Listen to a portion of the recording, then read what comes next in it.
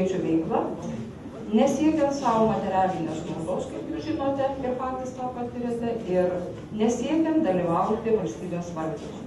Mūsų vienyje vienas dalykas, ko šiandien atėjome, mes visi absoliučiai čia susirinkę esame idėjos atvesti ir visi čia esame savanoriai. Mūsų veikloje yra tikslas, kad išsaugoti kultūrinį paveldą.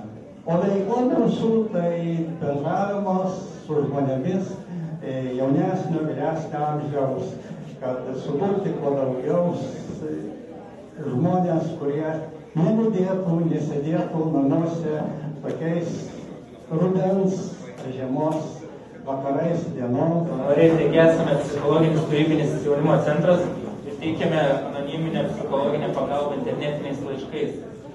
Mūsų klubą lanko vaikai nuo 10 iki 18 metų.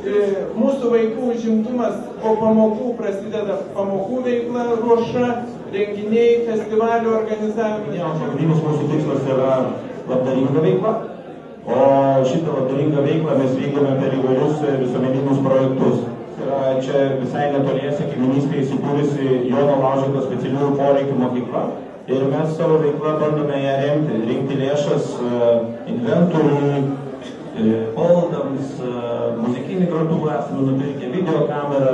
Kad šalia mūsų yra žmonių, kurie yra augę globos namuose ir nežino, kas tai yra šeima. Mes pradėjom globoti tuos žmonės jaunus, kurie tuokėsi tarpusavį, kurie sulaukia savo vaikų, bet jos nemoka auginti ir globoti.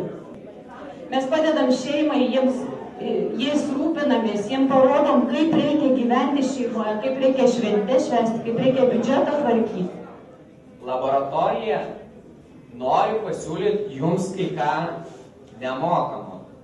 Teisininko konsultacijas. Jeigu iškilo koks tai klausimas, tai mes į jį reaguojam ir jums atsakom visiškai nemokamai.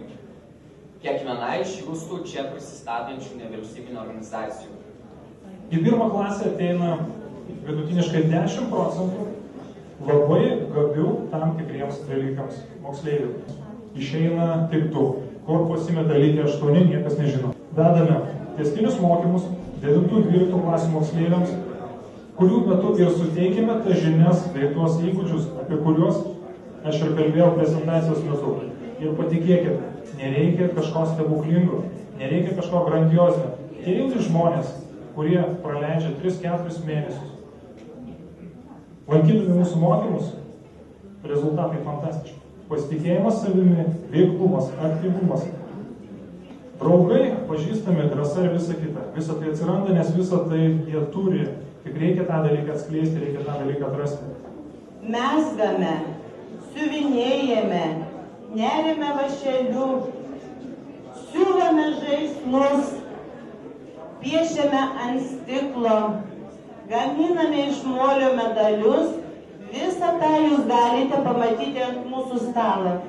Mūsų akiratyje yra virš 30 šeimų ir suteikiame visą kompleksą pagalbos šeimai. Tai yra materialinė, socialinė, pedagoginė ir dvasinė. Mes ugdome vaikus krikščioniškoje dvasioje. JCI misija yra suteikti jauniems žmonėms galimybės būtinas teigiamiams pokyčiams kurti. Būk geresnių lyderių, geresnių draugų, geresnė mama, geresnių brolių, darbuotojų ir panašiai. Tai yra kelias, žmogaus kelias į tobulėjimą. JCI Šiauliai organizuoja seminarus ir mokymus. JCI antra kryptis, tai yra socialinės atsakomybės skatinimas. Klubas susibūrė tada, kai iškilo reali grėsmė aplinkai, gamtai. Susibūrė žmonės apginti tuometinį kurtuvį nuo landšaftinių draustų. Tai yra paveldas, savastis, gamta, kurioje užgimė. Tai visą tai jau 22 metai propaguoja ir puoselėja Šiaulių gamtos ir kultūros paveldo apsaugos klubas Aukos. Bendruomenė jungia 140 narių šiuo metu.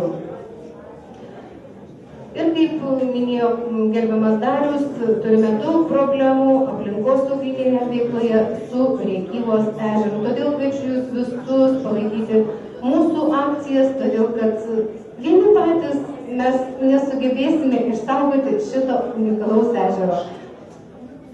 Sąjūdžio pirmeivių klubas rūpinasi, kaip buvo pristatyta iš tikrųjų Lietuva ir Lietuvos politika, yra kerne naudėliai, kurie nesiekia savo naudos, o siekia Lietuvai, kaip ir čia dauguma. Daugelis žmonių, kurie pasiekia laisvę Lietuvoje, yra užmiršti. Ir todėl Sąjūdžio pirmeivių klubo vienas iš tikslų yra nepamirštų žmonių. Studentų atstovybė visuomet stengiasi, kad kiekviena studentų idėja susijusi su studentišku gyvenimu būtų išgirsta ir apsvarstyta, o sutelkus tinkamą komandą įgyvendinta. Ši organizacija kiekvienais metais organizuoja įvairius švietėjiškus, kultūrinius, pramoginius renginius. Viena iš mūsų akcijų šiais metais surengta buvo surinkti maistelių iš Šiaulių kolegijos studentų bei administracijos darbuotojų ir juos nuvežėme į gyvūnų globos namus. Tiesiog pabandyti pažaisti. Taip pat galime organizuoti renginius, kažkokius pristatymus. Taip pat organizuojame renginius šeimoms.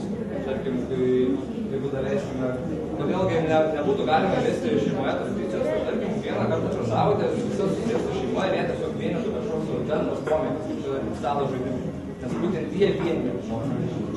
Ką mes veikiam, ką mes esam padarę iki šios dienos? Be abejo, kaip ir dauguma jūsų turbūt organizacijų, turime savo tinklapį internete www.atsakingas.lt.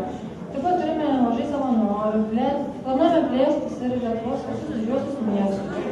Taip pat turėjome jau kelias konferencijas socialinės atsakomybės tema, tarkim, turėjome 21 amžius, socialiai atsakinga įmonė arba socialinė atsakomybė iššūkis verslui. Dar ką galėčiau paminėti, mes orientuojamės į 3 socialinės atsakomybės sferas, tai yra ekonominė, aplinkosauginė bei pati socialinė. Svarstam, verta, neverta dalyvauti nevyriausybinėje veikloje, kokias gavome išvadas, kad akis dega, noro yra, energijos pilna. Tik reikia nepamiršti, kad kalbėti neužtenka, reikia imtis veiksmų ir dalyvauti ir daryti.